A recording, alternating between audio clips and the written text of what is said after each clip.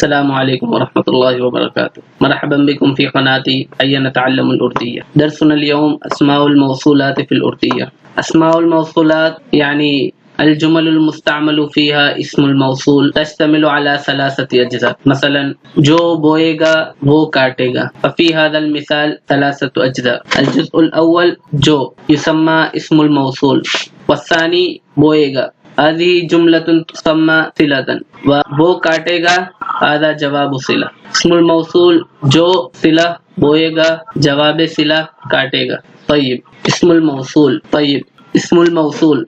الموصول هو الاسم الذي لا يفهم معناه حتى يقترن بجملة. مثلا هنا جو کچھ، جو کوئی، جس کو، جس نے، جیسے، جس کا، جیسا، جون سا وغیرہ. فهذه الكلمات كلها تسمى أسماء الموصولات.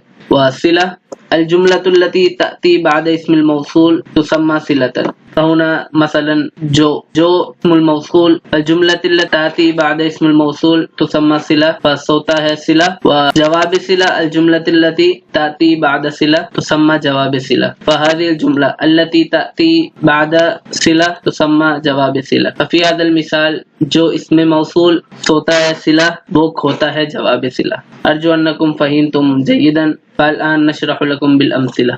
الأول جو، ومنه جو سوتا ہے وہ کھوتا ہے. جو معناه من، سوتا ہے فعل، معناه ینام، وہ کھوتا ہے معناه یکسر. وهكذا جو کوئی و جو نفس الشيء تقریبا بفرق يسير. فنفس الشيء جو کوئی سوتا ہے وہ کھوتا ہے. ويمكننا هنا أن نقول وہی کھوتا ہے. فمعنى نفس المعنى. من ینام یکسر. والثالث جس نے کوشش کی اس نے پا لیا. فهنا جس نے اسم الموصول، کوشش کی فعل، هذه جملہ تسمى صلة. اس نے پا لیا جواب صلة، معناه وجد.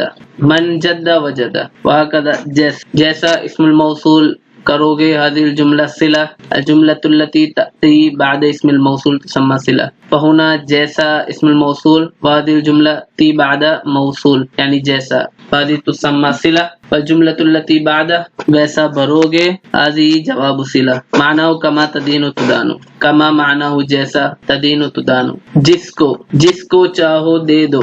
جس کو معناه من، و چاہو معناه تريد، دے دو معناه فأعطه. جس کو. وهنا أشرح لكم يعني أين يأتي جس کو و جس نے و جو. هذه كلها في معنى واحد، لكن أين الفرق؟ فنے علامة الفاعل وكو علامة المفعول، وجس نے أيضا فاعل وجو أيضا فاعل، لكن هنا أبين لكم الفرق بينهما. إذا كان الفعل لازما لا يحتاج إلى مفعول فيأتي جو. أما إذا كان الفعل متعديا يعني يتعدى إلى مفعول أو إلى مفعولين أو لا يتعدى في العبارة لكن يحتاج إلى مفعول نذكر هنا جس نے. أما إذا كان الموصول مفعولا فنذكر جس کو علامة مفعول. فهنا نرى جس کو چاہو، فجس هنا موصول، تريده فنذكر بعد جس کو.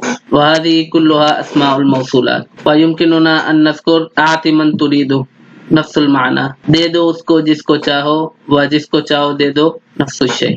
جون سا معنی ایوہا، ان میں سے جون سا، ان میں سے یعنی ایوہا هذه الاشیاء تعجبک فخذه. اچھا لگنا معنی الاعجاب، وکا تجھے، لے لو معنی فخذه. ایوہا يعجبک فخذه او خذ ما اعجبک. ارجو انکم فهمتم. واذا كان في ذهنكم اي سؤال فاذكروا في التعليق. وجزاكم الله خيرا. السلام عليكم ورحمة الله وبركاته.